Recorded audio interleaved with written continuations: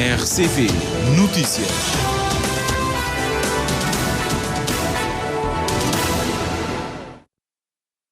São 19 horas em Cabo Verde.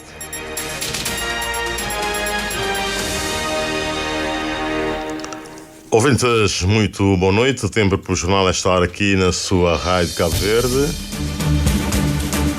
Começamos com os títulos. O campo de concentração de Tarrafal foi o ponto alto do segundo dia da visita do presidente português a Cabo Verde. O Ministro da Justiça aborda questões de legalização de cabo-verdianos em Portugal na sua visita ao país lusófono.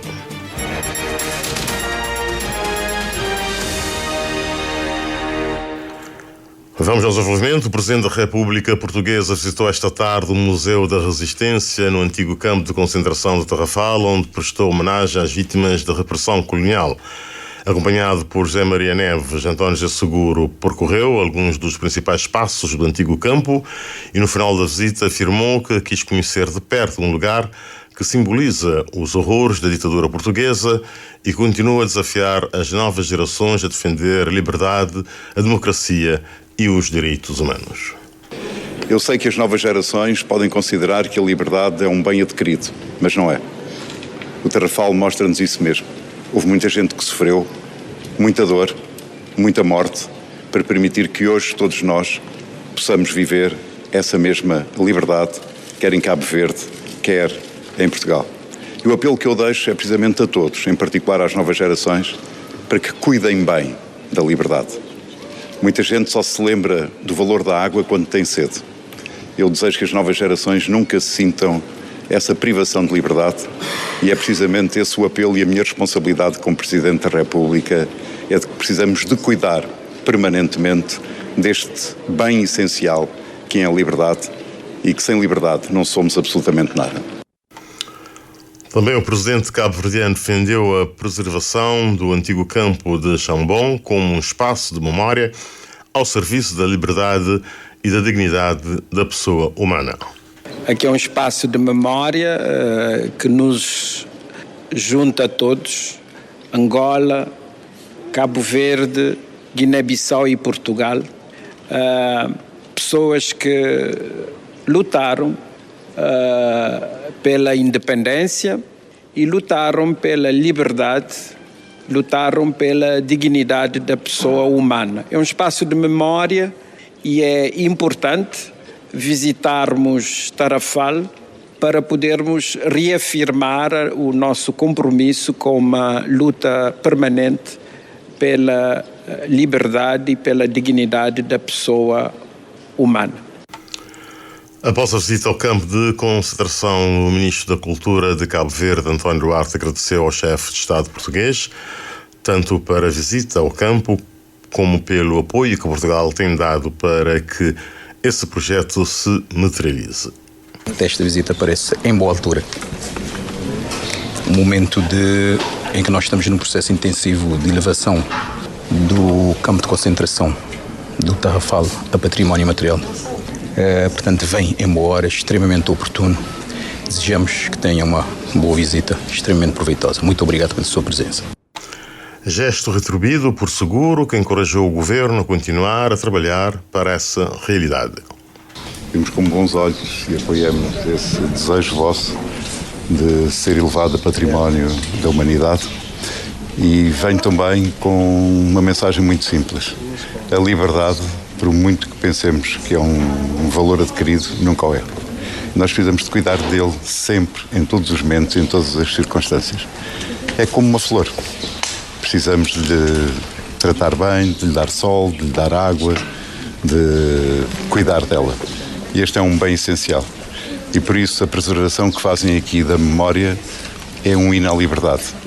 E é um contributo excelente para que as gerações mais novas aprendam que, de facto, sem liberdade, nós não somos absolutamente nada. Depois da visita ao Tarrafal, os dois chefes de Estado seguiram e estão neste momento para a Cidade Velha, Património Mundial da Unesco, onde se encontram neste momento em visita a Fortaleza de São Filipe e a Feira do Livro de Cabo Verde, um assunto que queríamos dar seguimento com o nosso enviado, o nosso jornalista que está a acompanhar, destacado para acompanhar a visita do chefe de Estado português, mas neste momento não é possível, portanto nós vamos avançar com o Jornal da Noite com outras informações. Cabo Verde e Portugal poderão criar um grupo de trabalho para encontrar soluções que facilitem a regularização documental de cidadãos cabo-verdianos que vivem em território português. A intenção foi anunciada pelo Ministro da Justiça de Cabo Verde, Cláudio Silva, no balanço da sua visita oficial a Portugal, como nos dá conta o André Brito. Segundo o Ministro da Justiça, Presidência do Conselho de Ministros, Assuntos Parlamentares e da Comunicação Social, Clóvis Silva, os dois países demonstraram abertura para avançar com um mecanismo de cooperação que permita responder às dificuldades enfrentadas por muitos cabo-verdianos na regularização da sua situação documental. Entre os casos considerados prioritários estão os estudantes, os doentes transferidos para tratamento em Portugal e os respectivos acompanhantes.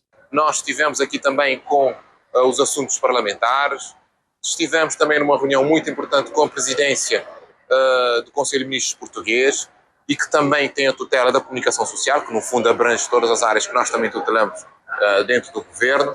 Analisamos questões centrais que têm a ver com a legalização dos cabo-verdianos aqui. Buscamos criar um espaço de conversa e houve essa abertura para que nós tratemos a questão da legalização dos cabo-verdianos, em particular os estudantes e aqueles que são evacuados de Cabo Verde, que vêm para cá para questões relacionadas com a saúde, que também vêm com acompanhantes e estão a ter alguma dificuldade junto dos serviços da AIMA para a sua legalização. Clóvis Silva considera que os encontros permitiram identificar áreas prioritárias de cooperação e criar bases para uma resposta mais eficaz às preocupações da comunidade cabo-verdiana residente em Portugal. Portanto, nós estamos extremamente satisfeitos, muito mais do que aquilo que nós trouxemos, nós acabamos por encontrar. O governo português está alinhado nesses setores com o governo cabo-verdiano. Nós temos efetivamente a agradecer toda a amabilidade, a sensibilidade, a amizade com que fomos recebidos aqui e vamos de Portugal com um grande sentimento de apoio do governo português. No final da visita, Clóvis Silva fez um balanço positivo da deslocação a Portugal, destacando a disponibilidade manifestada pelas autoridades portuguesas para aprofundar a cooperação institucional e encontrar soluções conjuntas para questões que afetam diretamente os cidadãos cabo-verdianos. Foi aprovada a criação da Rede Nacional de Municípios Azuis pelo Oceano durante a reunião ordinária do Conselho Geral da Associação Nacional dos Municípios de Cabo Verde, a ANMCV. Na ocasião foram também aprovados o relatório e a conta de gerência referentes ao ano de 2026. O presidente da Associação Nacional dos Municípios, Fábio Vieira, afirmou que a ANMCV, enquanto casa comum de todos os municípios, vai continuar a trabalhar para garantir estabilidade no acesso a fundos destinados à implementação de projetos e iniciativas nos diferentes municípios. Eilson Martins. A criação da Rede Nacional de Municípios Azuis pelo Oceano foi aprovada por unanimidade durante a reunião ordinária do Conselho Geral da Associação Nacional dos Municípios. Segundo o presidente da ANMCV, Fábio Vieira, a rede constitui uma plataforma de diálogo, articulação e concertação entre os municípios cabo-verdianos para a implementação de uma agenda robusta para o oceano. Vários projetos serão implementados doravante pelos municípios cabo-verdianos num quadro de articulação entre eles, mas também com o Governo, com a Presidência da República. Portanto, os problemas, as comunidades costeiras estão nos municípios, os oceanos estão nos municípios, os problemas dos oceanos têm o seu epicentro nos municípios, portanto, daí a necessidade de haver um quadro de articulação, uma plataforma de diálogo entre todos os stakeholders municipais para a definição desta agenda que vai dar corpo a várias iniciativas a vários projetos, a várias medidas de políticas e políticas públicas para que os oceanos continuem a ser um recurso estratégico de desenvolvimento de Cabo Verde. O relatório de atividades e a conta de gerência referente ao ano 2025 foram também aprovados. De acordo com Fábio Vieira, a Associação Nacional dos Municípios vai continuar a reforçar o diálogo institucional com o governo. Para que haja geração de políticas públicas e medidas de políticas que, em certa medida, contribuam para o desenvolvimento dos municípios cabo-verdianos, porque também os desafios estão nos municípios. Portanto, a INMCV, enquanto interlocutor, enquanto a casa comum de todos os municípios, continuará a fazer essa advocacia, mas também junto de parceiros de desenvolvimento para que haja previsibilidade e haja estabilidade no acesso a fundos para a implementação de projetos, de iniciativas a nível dos municípios. O relatório de atividades e a conta de gerência referente a 2025 foram aprovados com os votos favoráveis de todos os participantes na reunião, registando-se apenas uma abstenção, de acordo com o presidente da Associação Nacional dos Municípios, Fábio Vieira.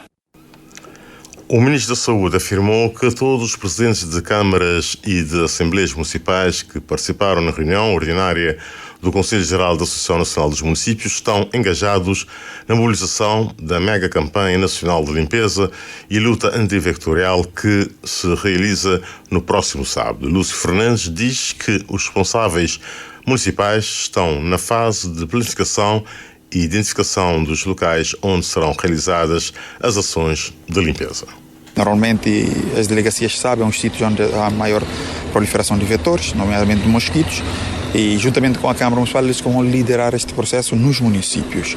Claro, temos envolvimento de todos os outros ministérios, o Ministério da Educação, da Agricultura, do Ambiente, o Ministério da Administração Interna, das Forças Armadas, que também vão dar suporte a esta grande mobilização que teremos no sábado. Também estamos contando com toda a sociedade civil, que é fundamental. Eu penso que sem a sociedade civil não faz sentido fazer uma mobilização desta. A mega campanha nacional de limpeza e luta antivectorial decorre no dia em que se assinala o Dia do Município de Santa Cruz. E Lúcio Fernandes sublinha que esta é uma motivação maior para aquele município estar engajado nesta campanha de limpeza. Falei com alguns dirigentes de Santa Cruz e colocaram que pode ter algum problema com a mobilização neste município, mas sempre vai haver uma data que vai dificultar algum município de fazer alguma coisa, mas temos que avançar com esta data porque temos que fazer esta mobilização antes das chuvas. Mas eu estou seguro que o município de Santa Cruz, apesar de estar em festas, aliás, deve ser um motivo maior ainda para estar engajado nesta mobilização. Por outro lado, o presidente da Associação Nacional dos Municípios, Fábio Vieira, afiança que reforçou o apelo a todos os presidentes de câmaras e de assembleias municipais para a realização da mega campanha nacional de limpeza de luta antivectorial. Sublinha, contudo, que não é necessário haver casos de paludismo ou dengue para que estas campanhas sejam realizadas. Mas também aproveitei para apelar aos autarcas para a urgência de conformarmos uma agenda municipal para a questão da gestão dos resíduos sólidos urbanos. Não tem de aparecer casos de paludismo ou da dengue para nos despertarmos para a necessidade destas campanhas. Deve haver uma agenda municipal que integre ações durante todos os meses do ano, campanhas de limpeza, campanhas de sensibilização, limpeza das praias, como forma de garantirmos a sustentabilidade ambiental. A mega campanha nacional de limpeza e luta antivectorial que acontece no próximo sábado vai envolver o governo, câmaras municipais, forças armadas, Cruz Vermelha e a população com a finalidade de eliminar focos de mosquitos e reduzir o risco de doenças como o paludismo e a dengue. O Sindicato Nacional dos Pilotos de Aviação Civil considera que as recentes declarações do Ministro dos Transportes, Gimar, sobre um eventual encerramento da TACV são um duro golpe à credibilidade da companhia e na confiança que parceiros, investidores e trabalhadores depositam na empresa. A reportagem com o Levi Salomão. Há cerca de uma semana, o Ministro dos Transportes e Mar contava 4 cenários de atuação na Cabo Verde Airlines, no sentido de garantir a viabilidade económica da companhia de bandeira. Caso nenhum dos cenários dê resultado, João do Carmo admitiu avançar para a liquidação, uma vez que o Estado não tem condições para continuar a suportar uma empresa que necessita de mais de 330 mil contos por mês para manter as operações. Para o Sindicato dos Pilotos, o Ministro não foi prudente na sua comunicação, que mina a confiança e condiciona o ambiente laboral na empresa. Um avião pode estar tecnicamente perfeito, mas se o mercado perder confiança na companhia, essa companhia pode perder passageiros, parceiros e a capacidade de gerar receitas. Reconstruir a confiança demora anos, mas perdê-la leva apenas 1 minuto. E do ponto de vista dos trabalhadores, de certa forma, criou uma ansiedade. E essa ansiedade não é bom porque interfere diretamente na questão do fator humano. Quando os trabalhadores vivem num ambiente de incerteza permanente relativamente ao futuro da empresa, isso gera ansiedade, diminui o sentido de pertença, afeta a motivação e aumenta o estresse organizacional. Confrontado com as avultadas despesas que o Estado alega ter com a companhia aérea, avaliadas em 330 mil contos por mês, o presidente do Sindicato dos Pilotos da Aviação Civil defende que a conectividade aérea não deve ser entendida apenas na ótica dos números. A conectividade aérea é uma questão estratégica e de soberania nacional. Não podemos ser analisados apenas com base num valor mensal isolado. Na aviação, uma rota necessita, em regra, de cerca de 6 meses para se consolidar e revelar o seu verdadeiro desempenho, antes de se retirarem conclusões. É indispensável analisar todos os indicativos técnicos, operacionais e comerciais e o impacto econômico da operação, não apenas num custo isolado. Edmilson Aguiar reconhece o poder e a capacidade que o Estado tem, enquanto dono da TACV, para decidir sobre o futuro da empresa. Todavia, faz questão de lembrar que o Estado também tem o dever de preservar a credibilidade e promover a imagem da companhia aérea. O governo, sendo o dono da empresa, ele deveria aproveitar essa onda da boa imagem, da boa campanha que o Cabo Verde fez no Mundial, onde todos querem conhecer Cabo Verde, aproveitar e vender também a companhia aérea nacional. Aliás, isso é uma obrigação do Estado, preocupar-se com a imagem que transmite da TACV para fora. O sindicato sublinha que defender a TACV é, antes de tudo, defender Cabo Verde, a sua economia, sua diáspora, o turismo, a conectividade interna e a confiança internacional num setor vital para o país. O projeto Um Mar de Comunidade está a promover no Mindelo uma ação de formação em inglês e espanhol. O Mar de Comunidade é um projeto executado pela Organização Paz e Desenvolvimento em parceria com a Associação Peixeiras do Mindelo e Biosfera. Arnaldo Borges. A formação iniciou neste mês de julho e vai até o mês que vem. Conta com aproximadamente 40 formandos. São jovens e mulheres das zonas de trabalho do projeto, conta a coordenadora Lina Onofre. Calhau, São Pedro, Mindelo e Salamanca, e estamos a oferecer a eles a oportunidade de conhecer outras línguas como inglês e espanhol desde uma metodologia que permite que todas as pessoas aprendam, porque partem desde o nível que cada um tem. Esta é uma formação que tem em atenção o turismo, setor em desenvolvimento na Ilha de São Vicente, sendo necessário oferta de serviço de qualidade. Neste momento que São Vicente está a desenvolver um turismo e que um dos objetivos do nosso projeto é apoiar efetivamente esse desenvolvimento do turismo sustentável na ilha,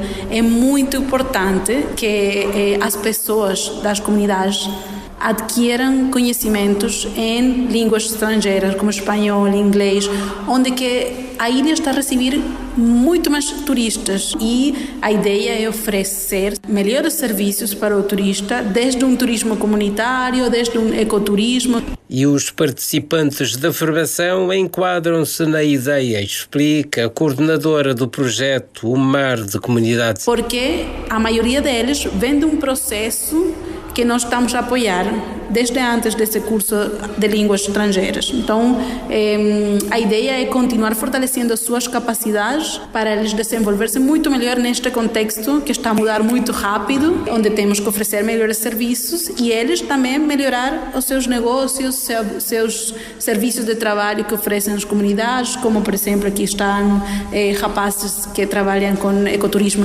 de tartarugas em São Pedro, e a ideia é desenvolver eles melhor a sua atividade. Formação para a melhoria do desempenho profissional. E a terminar o nosso Jornal da Noite de hoje, a delegação da FIFA mostrou-se satisfeita com o andamento dos trabalhos de instalação do relevado sintético no estádio 5 de Julho, em São Filipe, na Ilha de Fogo. Durante uma visita, a organização afirmou que o piso está praticamente concluído, faltando apenas o sistema de irrigação e pequenos ajustes. Elson Andrade. A visita da delegação da FIFA ao estádio 5 de Julho serviu para acompanhar as obras de arrelvamento financiadas pela organização num investimento de cerca de 40 mil contos. Durante a visita, Nathaniel Brito, que chefiou o grupo, reconheceu os atrasos na conclusão das obras, mas afirmou que a componente financiada pela organização encontra-se praticamente na fase final. E podemos ver que a relva já está completamente instalada a 100%. Falta só o sistema de irrigação para proteger. O equipamento da manutenção também está cá, como podem ver, e estamos satisfeitos com as obras. Aqui em São Filipe tivemos que esperar a conclusão e também o andamento das obras de renovação do estádio para proteger a relva. Conjuntamente com a Federação, entramos em acordo de esperar um bocadinho para poder ter a relva em tempo normal. Temos sempre um pouco de atraso, é normal, mas fomos informados pela Federação e também pela Câmara Municipal dos atrasos.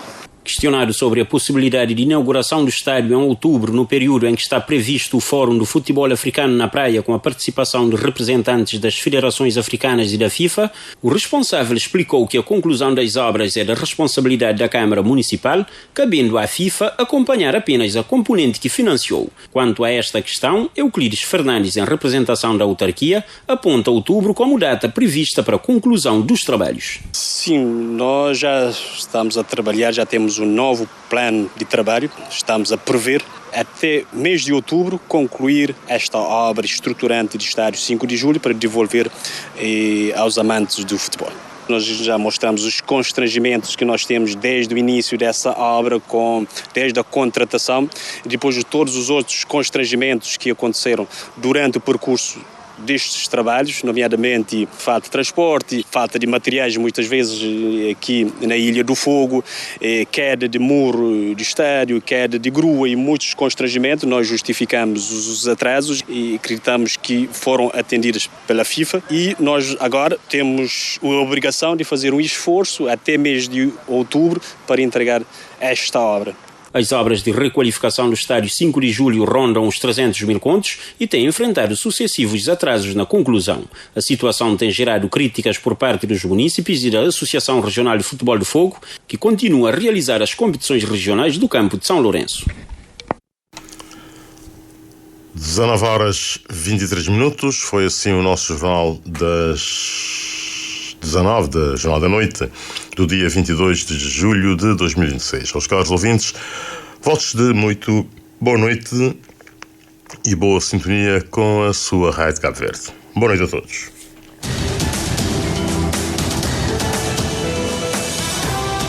Mais informações em www.rtc.cv e na aplicação RTC Mobile.